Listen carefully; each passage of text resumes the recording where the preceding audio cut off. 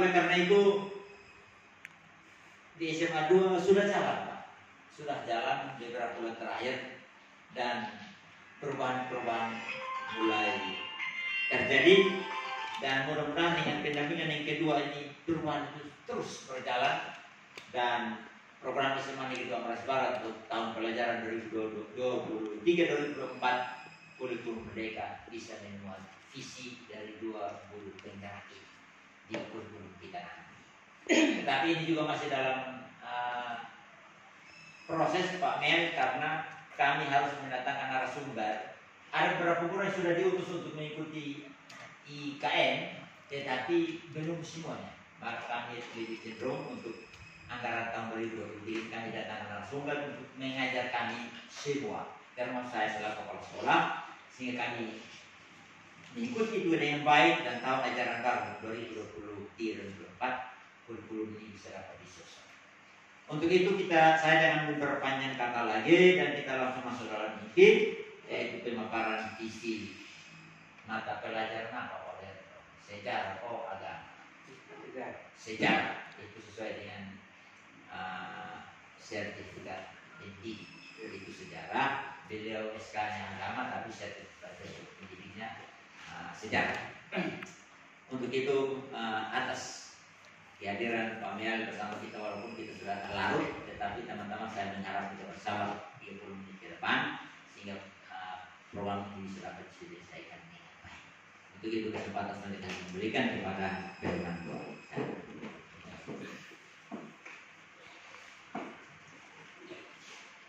Baik, terima kasih untuk sambutannya baik itu semua. Dan sambutan yang kedua akan disampaikan oleh Bapak Melianus Sengabu SPD. Kepada Bapak saya berikan kesempatan. Baik, terima kasih untuk kesempatan yang sebelumnya.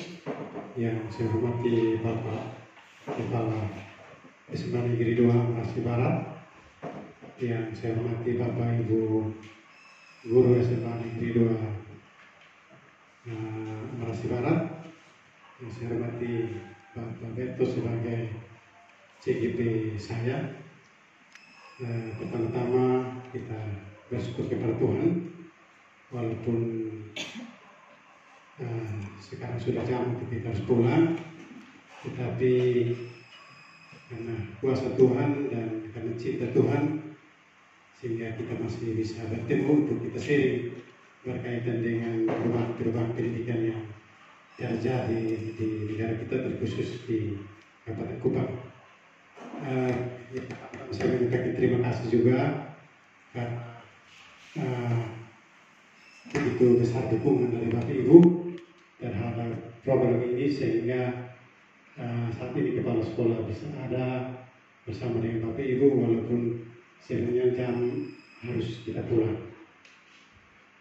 Saya juga mohon maaf karena sebenarnya saya di sini sekitar jam 10 atau jam 11 setelah saya melakukan pendampingan di SMA Negeri 1 NKMC. Kunci tertutup di laptop, jadi saya harus telepon ke rumah untuk antar kunci. Saya baru saya kesini. Jadi saya mohon maaf karena memang berat, tetapi itu tidak mengurangi kita untuk ada bersama-sama. Bapak Ibu, saya menyampaikan apresiasi untuk sekolah ini. Yang pertama ada dukungan, karena kalau tidak ada dukungan dari kepala sekolah dan Bapak Ibu guru untuk Pak Berto, sebenarnya dia pasti bisa jalan, dan visi misi pasti tidak bisa dilaksanakan karena di tempat lain dukungan seperti ini kita tidak dapatkan. Ya, jadi saya menyampaikan apresiasi yang sangat-sangat besar untuk Pak Kepala Sekolah bersama dengan teman-teman. Yang kedua, bahwa apa yang tadi Bapak Kepala Sekolah sampaikan, bahwa di sini salah satu sekolah yang tidak ketinggalan. Memang betul Bapak Ibu, sekolah-sekolah yang di pinggir jalan sampai sekarang belum ada CGP yang lulus. Karena Kabupaten Kupang baru angkatan kedua ini. Angkatan pertama kita angkatan keempat, sekarang angkatan kedua adalah angkatan ketujuh yang Pak Beto. Berarti Pak Beto angkatan kedua. Sedangkan di sekolah-sekolah lain Bapak Ibu, di sekolah-sekolah di pinggir jalan besar itu tidak ada. Kita contoh saja di sini salah satu Kupang Timur, SMA 1 Kupang Tengah, 2 Kupang Timur, 3 Kupang Timur itu sampai sekarang belum ada. Ya, sehingga perubahan ini sebenarnya itu sudah tidak hampir sama dengan orang-orang di Jakarta, di Sulawesi, di lain sebagainya. Karena ketika pembelajaran berlangsung bukan hanya dari Kabupaten Kupang, tapi mungkin bisa seluruh NTT, di seluruh Indonesia. Sehingga informasi ini kita tidak pernah ketinggalan. Sehingga saya bilang ya, saya juga mengapresiasi untuk Bapak Kepala yang antusias untuk menerima perubahan itu. Bapak Ibu harus berterima kasih untuk Bapak Kepala Sekolah karena tidak semua pemimpin bisa menyambut perubahan-perubahan itu. Karena perubahan itu sebenarnya mau tidak mau kita harus terima. Ya, jadi Bapak Ibu, kehadiran kami di sini untuk melakukan pendampingan setelah ini sisi yang terakhir. Tadi sisi pertama itu bagaimana kami sharing tentang Pak Berto harus bagaimana belajar tentang lingkungan sekolah. Setelah itu Pak Berto juga harus bisa merintis sebuah komunitas. Dan sekarang Bapak Ibu kita harus memulai dari komunitas. Salah satu komunitas itu misalnya kalau di MPKS, di tingkat kepala sekolah itu MPKS. Di sana kami akan sharing berkaitan dengan permasalahan-permasalahan yang ada di masing-masing sekolah. Mungkin komunitas MGP, ya, itu tingkat kabupaten. Tapi di bawah itu adalah di sekolah. Sekarang yang tadi saya sharing dengan Pak Berto berkaitan dengan komunitas yang ada di sekolah. Apakah Pak Berto sudah merintis atau belum, dimulai atau belum, dan apa peran Pak Berto di dalamnya.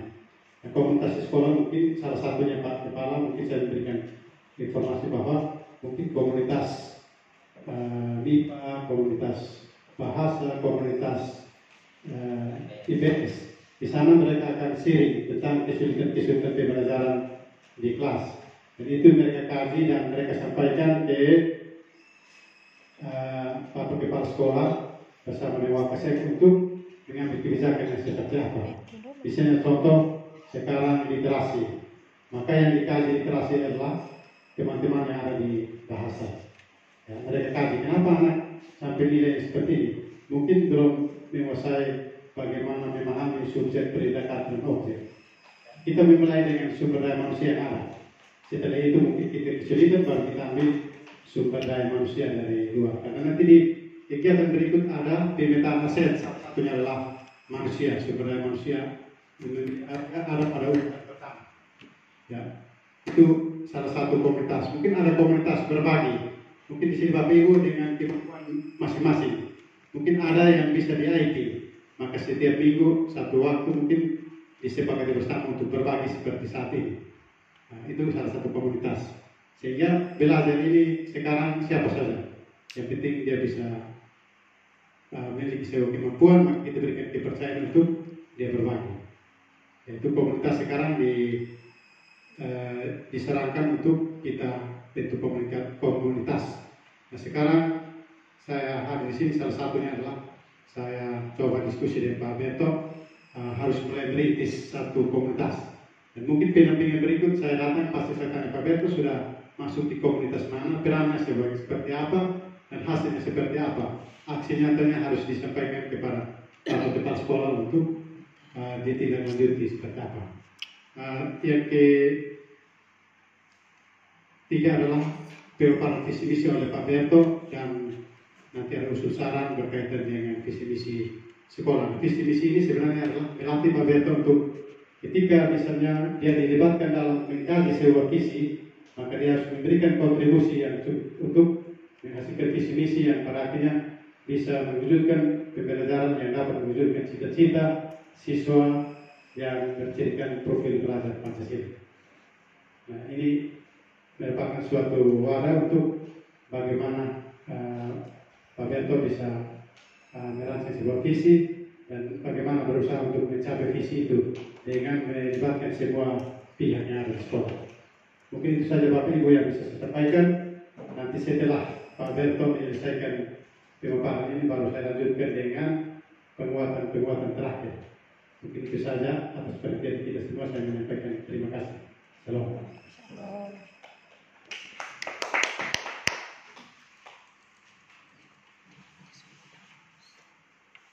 Baik, selanjutnya kita akan sama-sama mendengarkan pemaparan materi dari calon guru penggerak Bapak Bertolomeo Ruko SPD.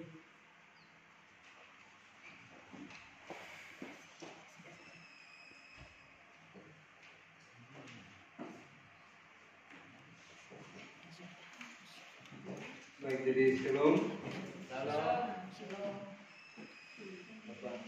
sekolah Sinode Sulawesi Barat, Bapak pendamping anak saya, Bapak William Sunahu yang saya kasihi, dan teman-teman guru yang saya kasihi, juga teman CDP saya, Pak Afris. Jadi sejak saya mengikuti program calon pendidik guru penggerak, ketika saya sampai pada materi visi guru penggerak, saya teringat akan visi sekolah, hanya saya tidak hafal persis. Dan ternyata kemarin saya sangat terpukul, kaget karena memang ada satu kata di situ, era globalisasi. Berarti selama ini memang profil pelajar Pancasila satu poinnya kita sudah jalan. Ini saya sangat senang kemarin ketika Pak Habib menyampaikan, oh ternyata visi sekolah kita selama ini satu poin sudah masuk. Poin yang keempat, berkebinekaan global. Nah, sementara yang dituntut dalam proses kita belajar di calon guru penggerak ini ada profil pelajar Pancasila. Nah, profil pelajar Pancasila sendiri itu ada 6 pokok, 6 hal yang perlu ditanamkan di situ. Beriman dan bertakwa kepada Tuhan Yang Maha Esa dan berakhlak mulia. Yang kedua, mandiri. Yang ketiga, bergotong royong, berkebinekaan global, bernalar kritis dan kreatif. Nah, ini yang dituntut khususnya kita sebagai calon guru penggerak itu, kita dituntut untuk menanamkan profil pelajar Pancasila di sekolah di mana kita mengajar. Nah, kaitan dengan itu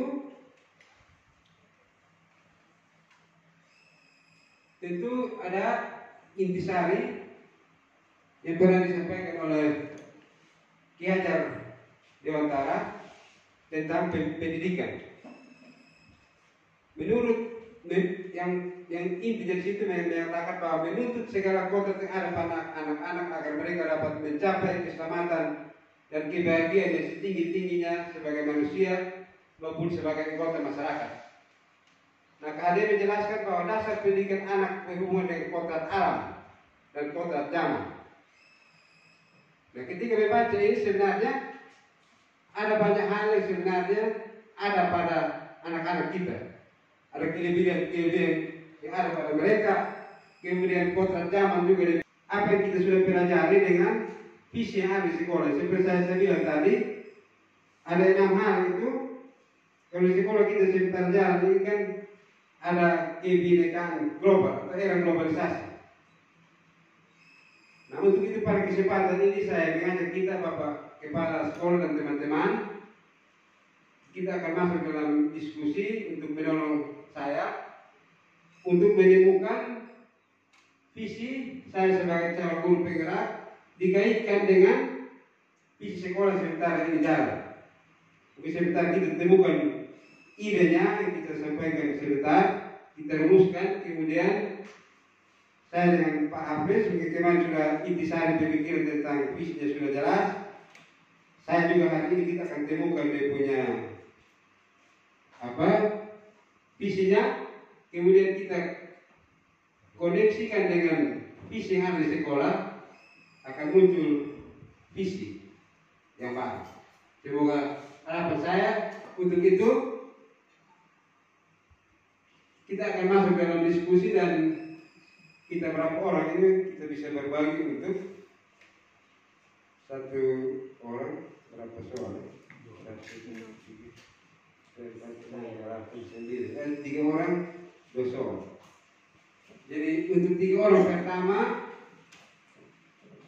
soal 1 dan soal yang kedua. Kemudian 3 orang kedua, soal nomor 3 dan 4. Kemudian soal nomor 5 dan 6, 3 orang yang terakhir.